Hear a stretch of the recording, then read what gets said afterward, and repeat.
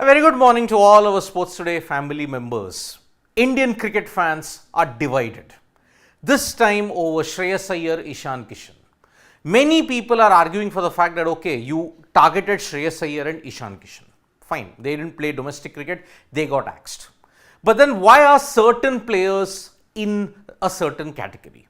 For example, why is not Yashasvi Jaiswal and Kuldeep Yadav in the A category?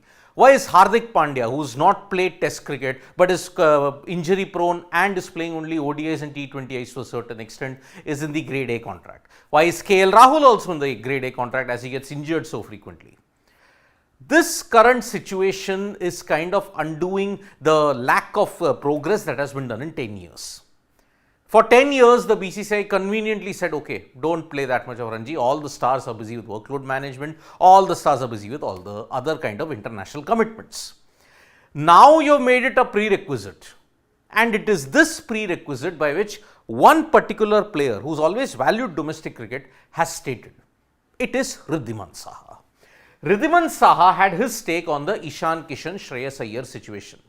He himself said that, see, I value domestic cricket because I feel every match is equal. There is no difference.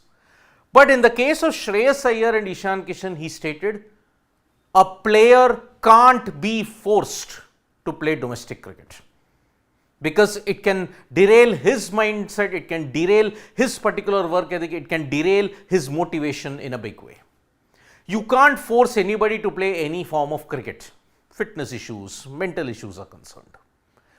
The whole problem is that now the BCCI has made it clear it is all or nothing.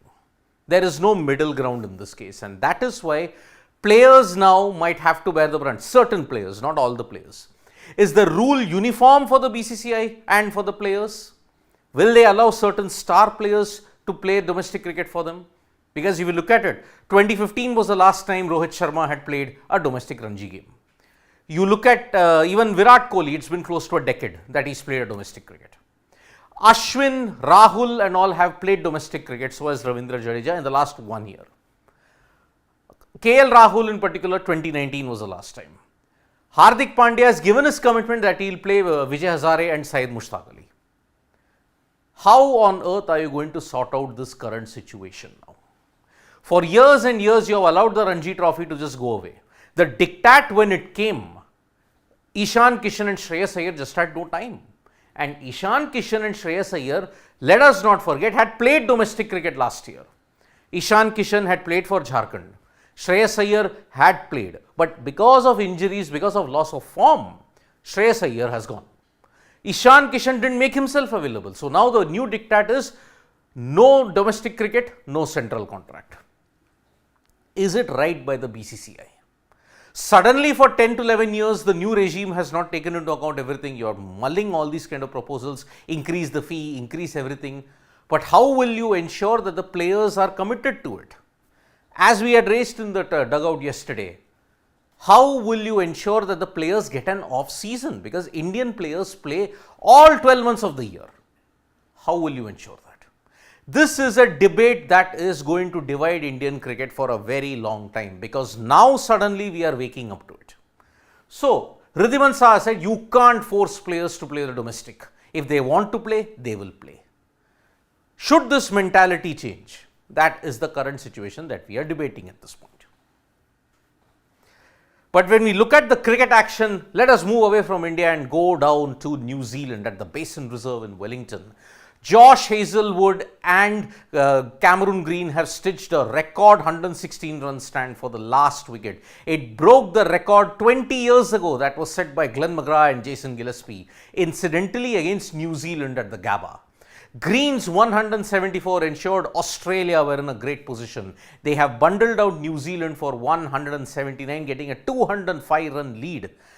But Tim Southee's taken 2 wickets, Steve Smith gone for 0, Marnus Labuschagne also dismissed, and that's why New Zealand have ended the day on 13 for 2, but Australia still hold the edge. Australia 13 for 2 and they have a lead of close to 220. Nathan Lyon was the star with 4 wickets, Hazlewood, Stark and Cummins all combined together to get away.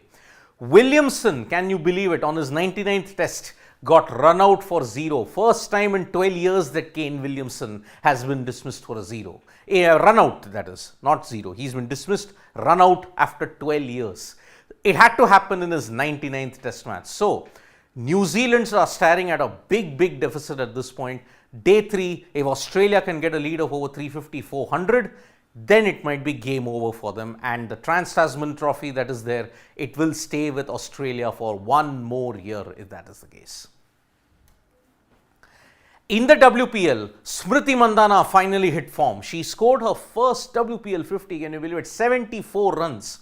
But Mandhana ensured that her team could have gotten to a good position, but unfortunately against the Delhi Capitals, they managed to lose out. Smriti Mandhana with a brilliant 74, but towards the end, Delhi Capitals were way too strong, and that's why third win on the trot against RCB for the Delhi Capitals. So this was RCB's first loss in the WPL 2024. Now, whether they will suffer a dip in momentum heading into the Delhi leg, it remains to be seen, because until March 4th, the matches are going to be held in the Chinnaswamy Stadium. Then you shift to Delhi for the remainder of the games. Now there is a development in the WFI that the government may lift the suspension of the WFI soon, because UWW has already lifted it, but because they held the trials, the WFI decided to hold the trials. The government said that, okay, you are in violation of the sports code because you did not adhere to certain rules, and that is the reason why government suspended the WFI. Now at this point in time, the suspension might be lifted pretty soon, because the trials are slated to be held on March 10th and 11th.